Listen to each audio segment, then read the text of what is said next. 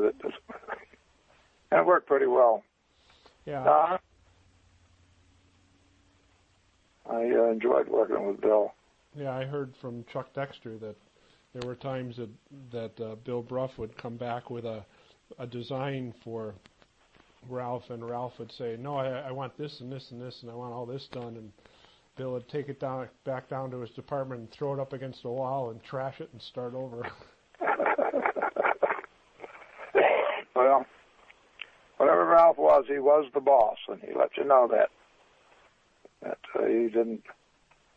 you would not do well if you disagreed with him too much, particularly, if you defied him. Sam Warren was about the only guy that used to, and he never defied him. He would debate with him about things, and Sam, I think, had an edge on him technically.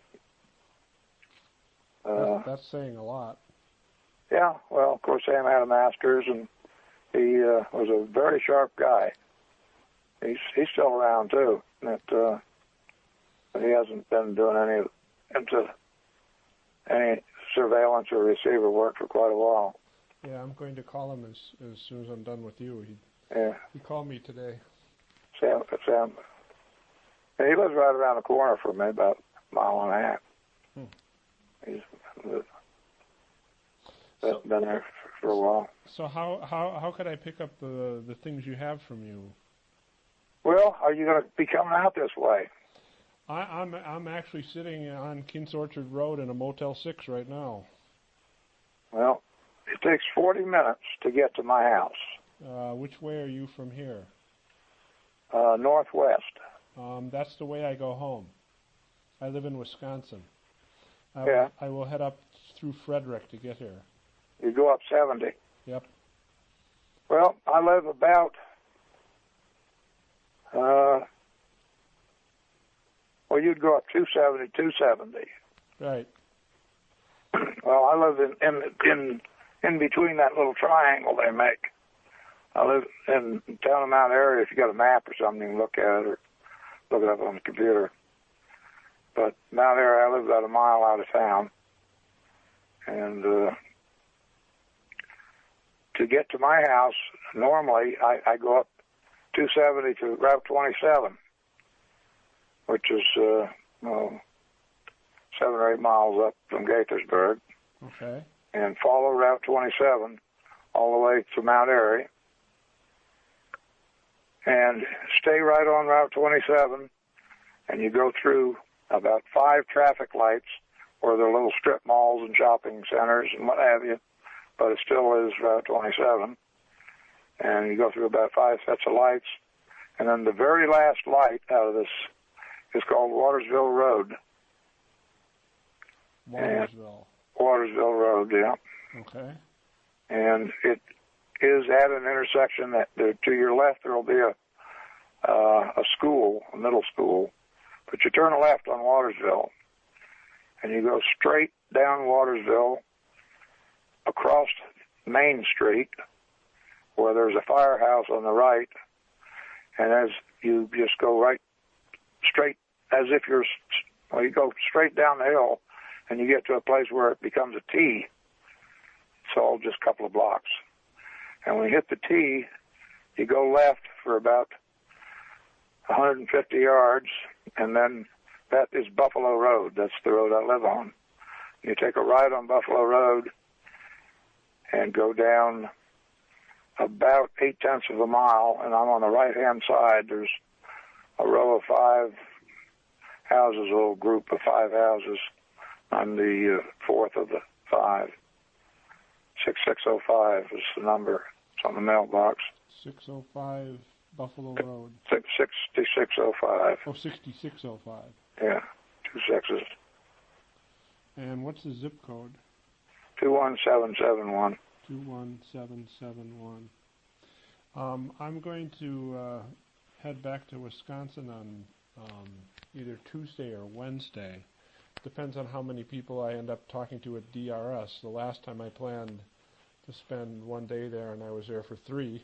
Because when I started Did you get a plant tour? Did somebody? Huh? No, not yet. nobody's brought you through the plant. That's a shame, because I think you'd enjoy seeing what's inside. Well, I might get it on Monday. Jim Blackburn had asked me for a bunch of information and said he was going to run me through some kind of check that would clear me to go in. Well, Jim can get you in if he wants to. If I were still there, I could get you in, but not anymore. Anybody who's got a title manager or up can, sign you in. And if you check with, the guy Pete Peterson is security guy, and I brought people in there that were totally unrelated to business, and just as a courtesy, you have to have an escort, but they'll let you come through. There's probably nothing going on that's in the open that is in any way classified or confidential. If there is anything, it's in a closed room. Mm-hmm. And, of course, I can't tell what's going on because I've been out of there for a year and a half. But it would be if Jim wants to, he can get you through. I hope he does. I haven't heard back from him, but because the plant was closed on Friday, but I assume that there isn't anything in my past that's going to screw up any kind of security check. Let me ask you one thing. This is kind of on the same thing. I went to the website for Madison Technical College. Uh-huh. I couldn't find you or your department. I didn't give you a business card yet, did I? No. The department is called Electrical Engineering and Electronics Technology. One way you can get to the department is go through the courses of study. Yeah. And I'm in the employee directory. You could either search by my first name, which is Terrence, or my last name, but it has an apostrophe in it, which sometimes screws up the computer. And I've never searched for myself, so I don't know if it screws up this computer. Yeah, well, I just couldn't. I looked the other day, then I just couldn't find you. Yeah, no, computers don't like names with apostrophes. Yeah, I can see that.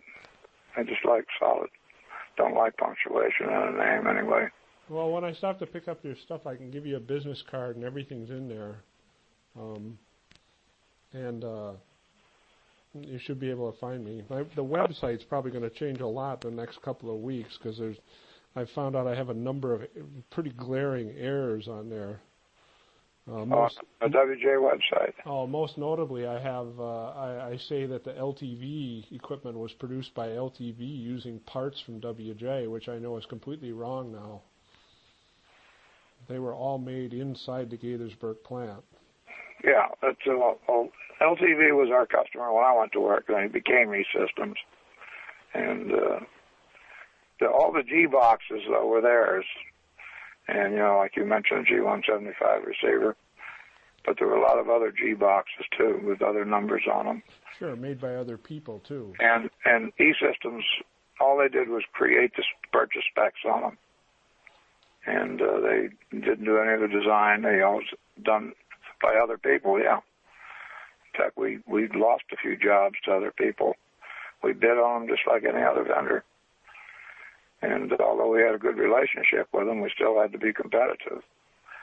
And we did a lot. They were our best customer back in the 60s.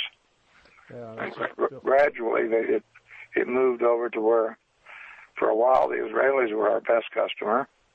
And but we always, the agencies, the two agencies that are still our customers, we always did enough business with them to keep, to be comfortable. And through the late 70s and the mid 80s, we did a lot of business with the agencies. And the 8718 receiver was, funded originally by the agency, and when you say the agency, which of the two are you referring to? NSA and CIA. Oh, because you said it single, the agency. I thought agencies. Oh, I'm sorry. CIA was always, of course, when I was working there, you couldn't call them CIA. That was one of the things, that the whole rule of confidentiality. They were called Western Electric South, or some bullshit title like that. and even some of the stuff we did for